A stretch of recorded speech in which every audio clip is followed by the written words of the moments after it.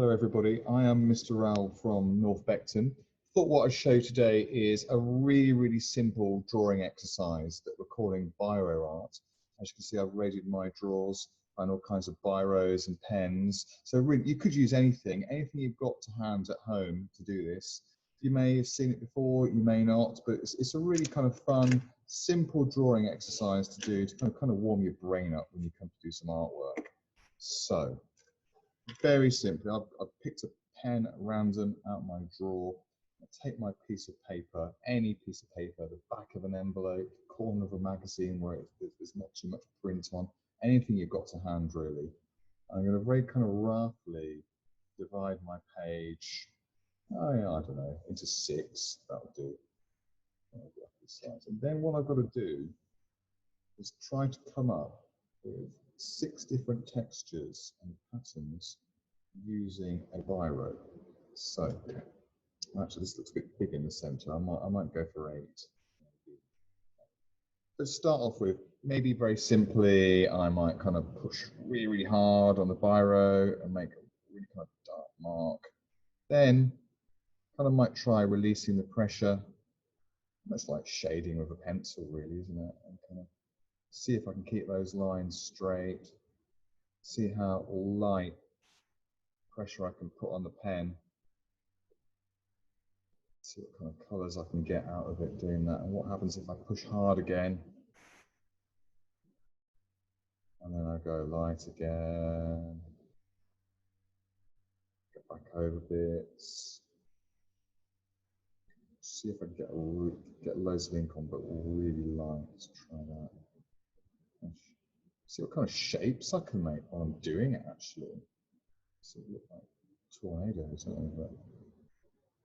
So what kind of shapes I can make with bits where I've not got any biro on it, maybe. And the idea is, just kind of be mindful really, take your time and fill the whole square. So I'll leave that on there. Maybe I might think, oh, what other texture could I do? I might do squiggles. And again, I might push really hard in this corner here, squiggling over the top of where I've been already, kind of at random. This kind of messy texture, but trying to keep it within the lines you've drawn. So no matter how messy your texture is, don't go over the line. Looks better. And then I might just like bigger to kind of loosen the squiggles on this end, just see what the effect is. See how I can make it be a bit lighter, but still with squiggles. So open out. I'm going to do that. Pushing really lightly. Maybe go dark again. See what I can come up with. You might find it starts to look like something, and you could go with that. Turn into a drawing or something as you go. It might be that I decide to want to do dots. So take a lot longer, but let's do a little bit. Lots of little dots near to each other. And as we move along, kind of make the dots further apart. Maybe nearer to each other in the corner, make a real dark corner with lots and lots of dots. Take a lot of practice and a lot of patience to shade something this way. But the effect is actually quite good. So quite a dark area with lots of dots and a lighter area. So like quite a nice way of shading sky or something like that. It might be you want to try, I don't know, circles. Let's see those look. And if I do lots of tightly packed circles on top of each other and areas, circles, small circles to make it lighter.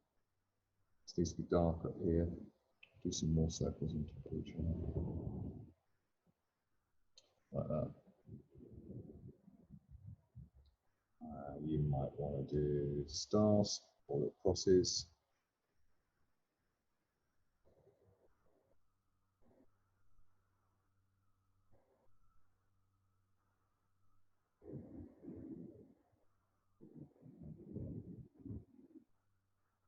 lots of different ways of rendering in tone, light and dark. Rendering is kind of your high-level vocabulary word for shading. Tone, light tone, dark tone.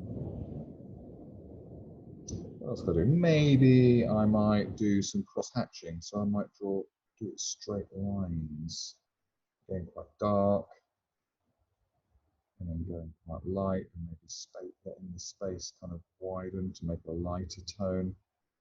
I want to go back over that area here. Just purely with one direction of the line. Maybe I could do the whole square actually, just in one direction. So really dark at this end, kind of going to lighter. Try that. Obviously, I'm using a black biro. Just doesn't matter what color your biro is, or you might just be able to do it with a felt tip or whatever, or pencil or whatever's to hand really. Might be actually, I think it would look better. I might cross hatch it. I might go this way as well, keeping the lines horizontal and vertical. In this case, horizontal. It kind of creates squares within it, which is quite nice. And again, I might kind of loosen it off and lighten it off just to see what effect I get. Might even experiment with going diagonal as well. So I've got a real dark area here, kind of a mid-tones here, and a real light area back here. Two more to think of. What could we do? I'll do this kind of like squiggle where I don't take my pen off for 10 seconds, and then pick it up again. 10 seconds. And pick it up again. It's a bit like that one, really. I'm not so happy with that one. Never mind. Oh, I might do a little less squiggles. Yeah.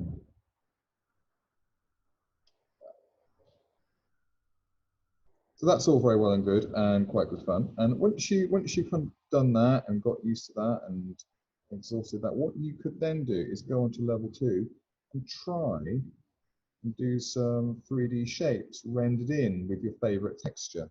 So I might go for a cube. Very easy to draw a cube actually. Start with a square. It's the best way. Then do another square. Like that. So it's going to start off as almost a kind of a wireframe cube, but by the time you kind of draw on your tone on top, it won't look so see-through. And you're drawing up corners like that. Alright, you've got a wireframe 3D cube drawn on your page. Then, if you think, right, where's the light coming from? Which surface is going to be the lightest? So I think I might have a light thing from there. Put a little arrow on to remind myself. Okay, so this area here, whatever happens, this square here has to be lightest. This one here is further away from the line, so I'm going to elect to have that kind of mid-tone. This top one's even further from the line, so I think it should be quite dark. So let's look back at my textures. Which texture could I use? It's going to give me the darkest tone. Yeah, okay, quite obvious really. I think it's got to be, hasn't it? It's kind of down, back and forth line. Quite dark. I'm going to cross hatch it. I'm going to try and get it a bit of variation within the surface as well. So the whole surface is the darker surface, but within it, there's a bit of variation. So this back corner, you'd expect to be really dark. I'm really going to push hard there. And then a bit lighter as we get nearer towards where the light source is, but still dark. Okay. Now, kind of more of a mid-tone on this one. So I think this scribbly one. Okay, I'm not going to push too hard. I'm going to be careful here.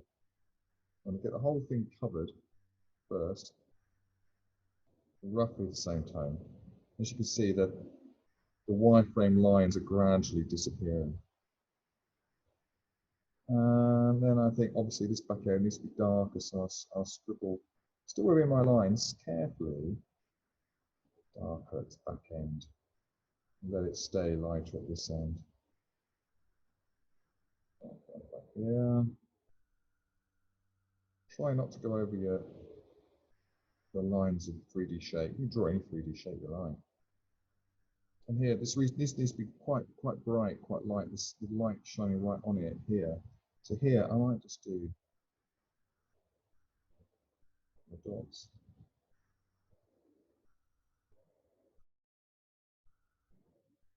Obviously, I've done mine really quickly. I don't want to make the file size too big. This recording, you take a lot more time than I've done. I experiment with other 3D shapes as well. So it might be that you maybe want to try a sphere. Start with a circle, and then I'm going to have a light coming from here this time. And I'll make sure it's therefore darker with my squiggles at the back, much darker, and let it go lighter as you come round. Actually, it's kind of working this actually. Might go really dark and hard right now.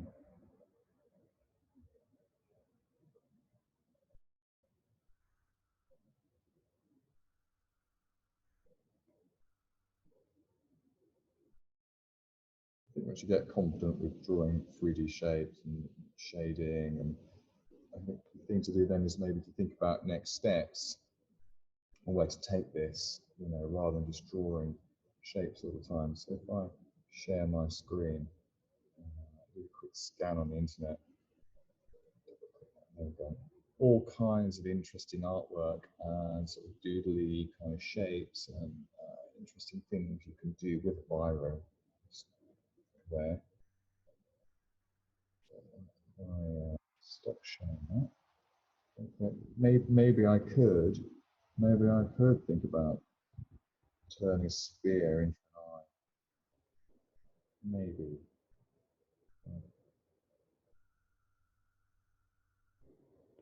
Just pushing hard normally here now. That's okay. Maybe I could think about doing that.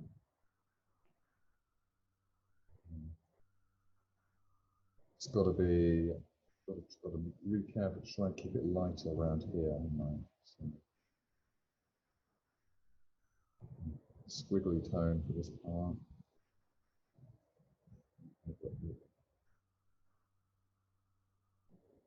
Iris.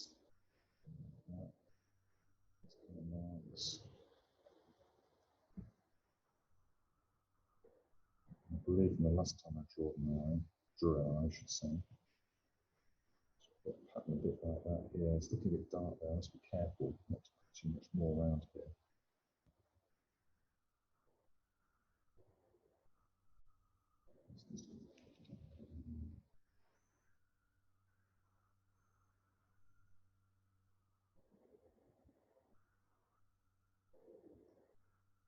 And gradually kind of, as well, it's just experimenting really, building it up, just playing with it, see what feels right.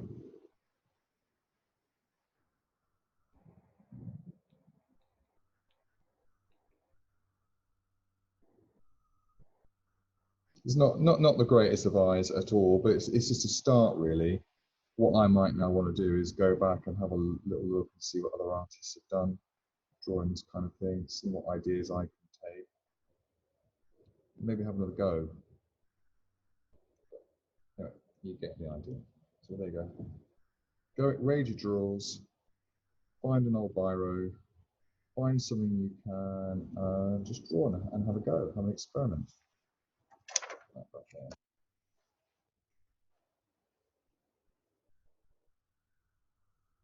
It's like anything, the more you do, the better you get. Okay. Hope you enjoyed that, and I'd like to say hit the like button, but I won't. And maybe we'll do some more artwork later on.